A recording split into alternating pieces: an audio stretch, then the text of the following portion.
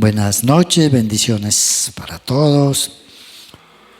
El Señor siempre, por medio de nuestro Señor Jesús, nos da las victorias. Siempre nos lleva en triunfo.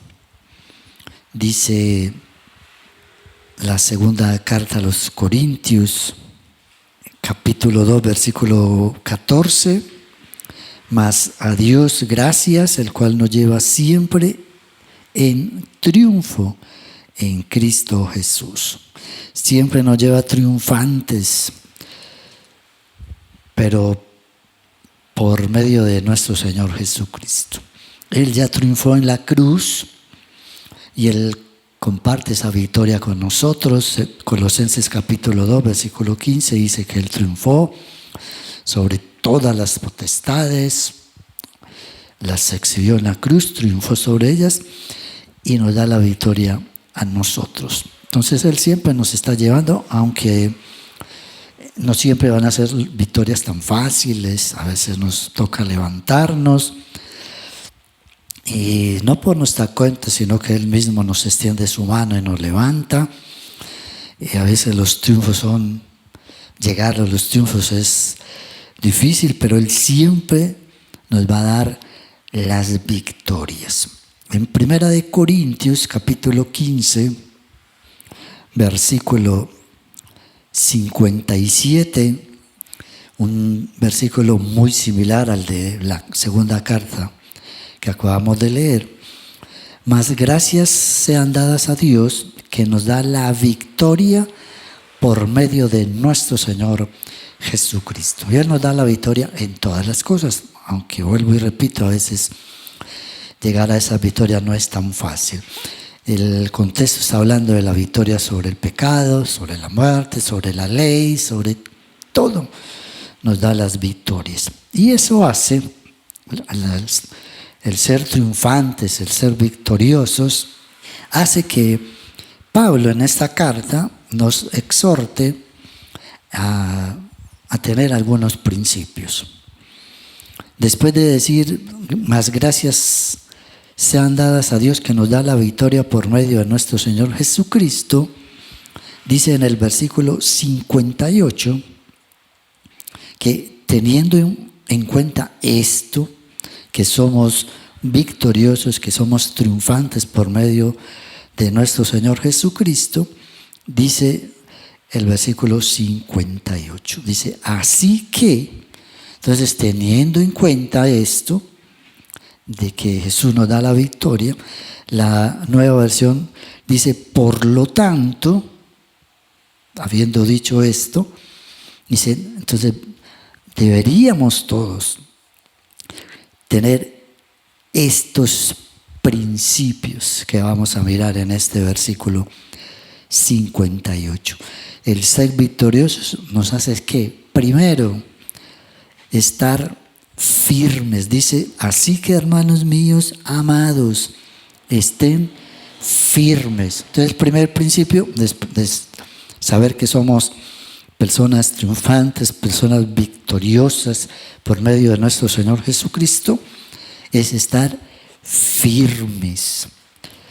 La palabra firme significa solidez, significa que somos personas que no nos estamos moviendo constantemente,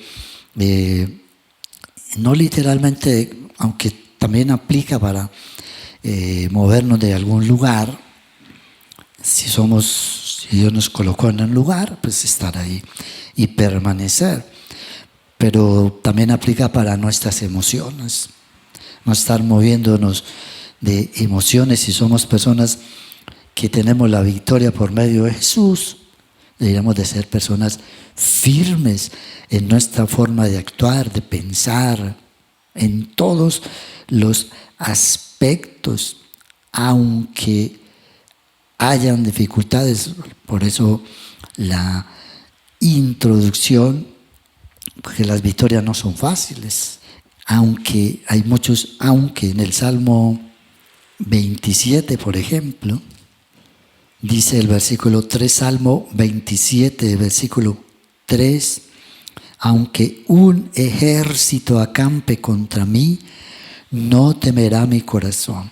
Aunque contra mí se levante guerra, yo estaré confiado. Entonces, aunque hayan muchas dificultades para lograr la victoria, aunque se levanten guerras con nosotros, el enemigo siempre nos va a querer ver derrotados. Aunque él levante guerra contra nosotros, y vamos a tener la confianza, dice ese salmo, y vamos a llegar a la victoria. Dios siempre nos va a llevar a la victoria. El Salmo 46 también dice algo muy similar. Dios es nuestro amparo, versículo 1 del Salmo 46. Dios es nuestro amparo y fortaleza, nuestro pronto auxilio en las tribulaciones. Por tanto, no temeremos, aunque la tierra sea removida y se traspasen los montes al corazón del mar. Aunque bramen y se turben sus aguas y tiemblen los montes a causa de su braveza. Entonces, aunque pasen muchas cosas, tenemos la convicción de que Dios nos va a llevar a la victoria finalmente. Pero por eso tenemos que seguir insistiendo en permanecer. Si nosotros no permanecemos, si nos quedamos a mitad del camino en la pelea, en el primer, segundo round de la pelea, y tiramos la toalla, no vamos a ver la victoria. Entonces, lo primero que hace una persona victoriosa, segura de que Dios nos da la victoria por medio de nuestro Señor Jesús, es estar firmes, sólidos, fijos, sin mover ni de lugar ni de nuestras emociones. Segundo principio, constancia. La palabra constancia habla de continuidad, de algo que se hace sin interrupción, de algo que es permanente. Buscando el significado de esta palabra, la que más me gustó es de la palabra constancia, es la aplicación continua de un concepto. El concepto que ya tenemos, si somos personas victoriosas, sabemos quién es Jesús para nosotros, ese es nuestro concepto. Entonces es aplicar ese concepto a la vida de nosotros siempre, continuamente, sin interrupción, sin siquiera dudar un momento. Que no lleguen dudas de lo que es Jesús para nosotros, de que Él nos va a dar la victoria. Ya triunfó en la cruz y a veces se nos olvida, pero que al final, si permanecemos, Él va a venir por la iglesia, nos va a llevar a todos a vivir eternamente con Él. Pero para eso debemos de tener constancia, obrar como verdaderos triunfantes. David, por ejemplo, contra Goliat actuó como un ganador. Sin todavía tener esa victoria, actuó como ganador, que a veces hay gigantes en la vida de nosotros que los vemos tan grandes, literalmente como gigantes, que no creemos que vamos a llegar a la victoria. Eso le pasó a David. Sé que ustedes, bueno, espero que conozcan toda la historia de David en su encuentro con Goliat, como en 1 Samuel capítulo 17, ahí está toda la historia, pero como él no hizo caso a todo lo que le pasaba, todo lo que le decían a los hermanos, ¿qué estás haciendo aquí? A Saúl, que le dijo, tú eres muy joven, Goliat es experto en guerra, en fin, y te va a derrotar.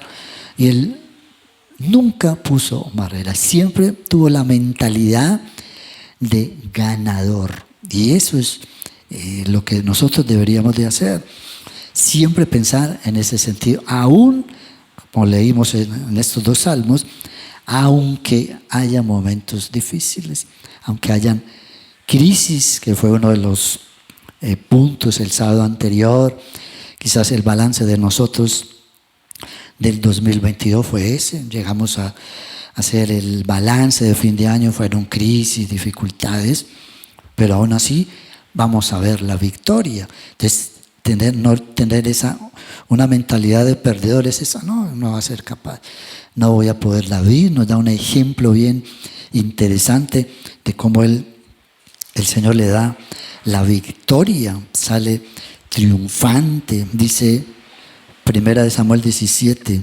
versículo 50, así venció David al filisteo con honda y piedra, hirió al filisteo y lo mató sin tener David espada en su mano. Llegó al triunfo, ¿pero por qué? Porque tenía una mente de ganador, de victorioso. Esa debía ser la vida de nosotros, pero para eso hay que ser constante. No podemos estar pensando unos días como ganador, como victoriosos, otros días como perdedores, no voy a ser capaz. Siempre debe ser constante nuestra mentalidad de ganadores. Si volvemos a 1 Corintios 15, versículo 58, entonces el primer principio es estar firme, el segundo constantes, ¿cierto? Y sin interrupción, continuamente. Y el tercero, crecimiento. Dice estar firmes y constantes, creciendo. Pero dice, lo afirma ahí ese texto, en la obra del Señor, no en la obra de nosotros. A veces decimos, bueno, me pongo esta meta, pero en mis fuerzas, lo que yo quiero hacer, no en el propósito de Dios ni los planes de Dios, porque la obra es de Dios, la obra no es de nosotros. Nosotros somos administradores. Entonces tenemos que enfocarnos en qué, en crecer en la obra de Dios, en lo que Él quiere para nosotros. Y crecer es progresar, es ensanchar, es extendernos. Y ahí yo saqué algunas cositas en las que tenemos que crecer. Por ejemplo, en el conocimiento de Dios, pues es lo primero. No sé si sea el primero, pero si no conocemos de Dios, Colosenses capítulo 1, versículo 10, Pablo allí en esta oración habla de, nos exhorta al crecimiento del conocimiento de Dios. Si no, no tendríamos comunión. Si no, no tendríamos ni firmeza ni constancia. Porque ¿cómo vamos a crecer si no conocemos quién es Él, cómo actúa, cómo es su forma de ser, todo lo que Él quiere, lo que a Él le agrada, lo que no le agrada? Entonces debemos de crecer en ese conocimiento. Lo que nos da también, ¿cómo lo hacemos? Pues en la palabra. ¿En qué también crecemos? En el conocimiento de la palabra. Colosenses 1, capítulo 5, versículo 6. Dice, a causa de la esperanza que se está guardada en los cielos, de la cual ya han oído por la palabra verdadera del Evangelio, que ha llegado hasta ustedes, así como a todo el mundo, y lleva fruto y crece también en ustedes desde el día que oyeron y conocieron la gracia de Dios en esa verdad. Entonces tenemos que crecer en el versículo 10, o el que les dije ahora, para que anden como es digno del Señor, agradándole en todo, llevando fruto en toda buena obra y creciendo en el conocimiento de Dios. Entonces, el conocimiento de Dios en la palabra y en nuestra fe. Cuando uno es firme, cuando uno es constante, va creciendo su fe. No tenemos que estarle diciendo al Señor, aumentanos la fe, no. La firmeza y la constancia en lo que hacemos va fortaleciendo nuestra fe. Segunda de Tesalonicenses, capítulo 1, versículo 3, habla del crecimiento de nuestra fe.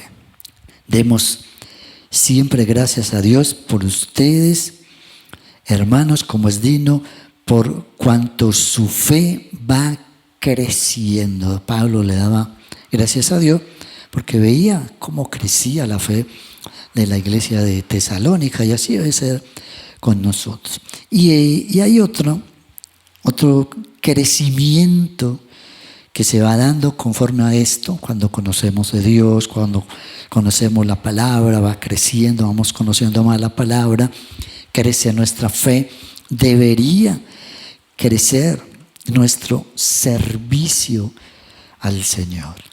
Ese es el ejemplo que nos dejó nuestro Señor Jesucristo. En Lucas capítulo 2, San Lucas capítulo 2, versículo 52, dice: y Jesús crecía en sabiduría, en estatura y en gracia para con Dios y los hombres. Ese es el ejemplo que Él nos dejó. Y si Él crecía en gracia para con Dios y con los hombres, era porque sabía que había venido a servir. Mateo capítulo 20, versículo 28, Él vino a servir, no a que lo sirvieran, sino a servir. Y ese fue el ejemplo que Él nos dejó, y esa es la exhortación que nos hace Pablo en Filipenses capítulo 2, versículo 5. Haya pues este sentir que hubo en Cristo Jesús, que no escatimó nada, siendo Dios, se hizo siervo. Entonces, ese debía ser uno de los principios de nosotros del crecimiento, crecer en el servicio, estar dispuestos a ser siervos. ¿En qué? En lo que Dios nos tenga a cada uno, que ahorita lo vamos a mirar. Y ese crecimiento en todas las áreas, aquí coloqué solamente 4, hay muchas áreas del crecimiento. ¿Cuándo debe ser? Dice ahí en 1 Corintios 15, 58, dice: creciendo en la obra del Señor, cuando siempre, y es una constante. Nosotros, y yo siempre les he dicho que como uno nunca se jubila, siempre está haciendo cosas y siempre aprende cosas, y nos vamos a pasar siempre, mientras que el Señor viene por nosotros, vamos a aprender y siempre vamos a tener una oportunidad todos los días para servir, no solamente dentro del templo, en la calle, en el empleo que tengamos, en nuestras casas, en todo lugar vamos a tener una oportunidad de servir. Siempre vamos a estar sirviendo, o sea que siempre vamos a estar moviéndonos, no podemos estarnos quietos. Ese es el crecimiento que debe ser siempre. Y después, en el párrafo siguiente dice: sabiendo, que es otro principio aparte de la firmeza, la constancia y el crecimiento, es el saber, el conocer algo. En este caso, que es sabiendo que tu trabajo en el Señor, pero ¿cómo hacemos para saber que algo es bueno o que algo es malo? ¿Cómo hacemos para conocer, para tener la certeza de eso? Pues hay que probar, hay que trabajar en eso. Hay una palabra o un dicho bien popular: nos tenemos que tirar al charco, es que porque se nos va a querer, ay, qué rico tal cosa, que esa predicación me tocó, que habló del servicio, ay, qué rico. Y hay muchas áreas donde podemos servir en el Señor. Hay muchas cosas que hacer, pero ¿cómo hacerlo? Pues tirándonos al charco, trabajando, haciendo algo para el Señor, y ahí comprueba uno lo bueno que es, que no podemos saber que una cosa es buena sin probarla, o si es mala o no. Entonces tenemos que hacerlo. Filipenses capítulo 2, versículo 13 dice que el Señor produce en nosotros el querer como el hacer. Y así es. Él es el que nos da, Él es como el motorcito de nosotros. Si nosotros, que no me quiero adelantar, pero cuando vamos a servir al Señor, no lo hagamos porque es que qué pena el pastor allá hablando, echando cantaleta, que nadie colabora, en fin. Entonces pero no está en nuestro corazón, no está, porque no va a ser firme, no va a ser constante. Entonces va en algún momento de nuestro caminar con el Señor, lo vamos a dejar, como nos toca ver muchas personas, ministerios y todo, que se quedaron, se tiró todo. Entonces no hay esa convicción. Entonces tenemos que, para poder saber qué es, hacerlo, tener esa convicción de que nuestro trabajo, que es el último, dice, sabiendo que vuestro trabajo, tu trabajo, nuestro trabajo, el de todos, en el Señor no es en vano, que ese es el último principio. El último principio es saber que todo lo que hagamos para el Señor no es en vano, no es inútil, siempre trae provecho, siempre es útil, por pequeño que sea, porque todos somos el cuerpo del Señor. Primera de Corintios capítulo 12, versículo 27. Ustedes pues son el cuerpo de Cristo y miembros, cada uno en particular, cada uno tenemos nuestra particularidad, cada uno tenemos nuestra esencia, el Señor la conoce. Y en los versículos anteriores, el versículo 19, por ejemplo, porque si todos fueran un solo miembro, ¿dónde estaría el cuerpo? Pero ahora son muchos los miembros, pero el cuerpo es uno solo. Ni el ojo puede decir a la mano, no te necesito, ni tampoco la cabeza a los pies, no tengo necesidad de ustedes. Somos un cuerpo y todos trabajando como cuerpo. Dios, espectacular.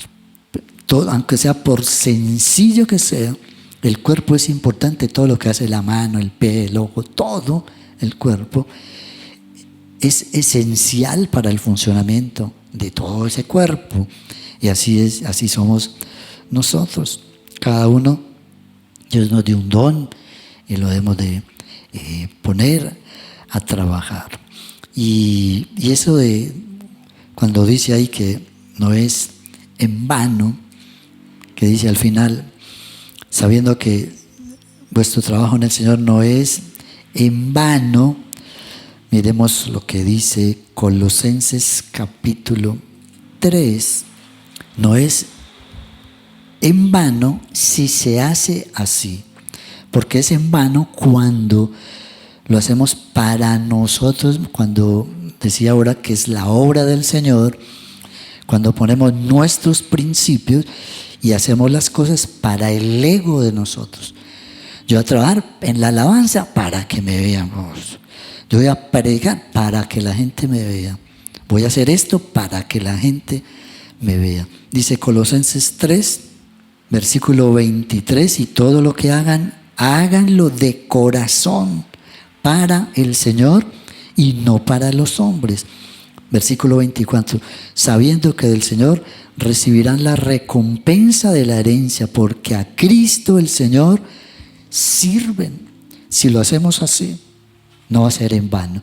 Si lo hacemos para el ego de nosotros, sí va a ser trabajo en vano totalmente, porque la gloria no la llevaríamos nosotros.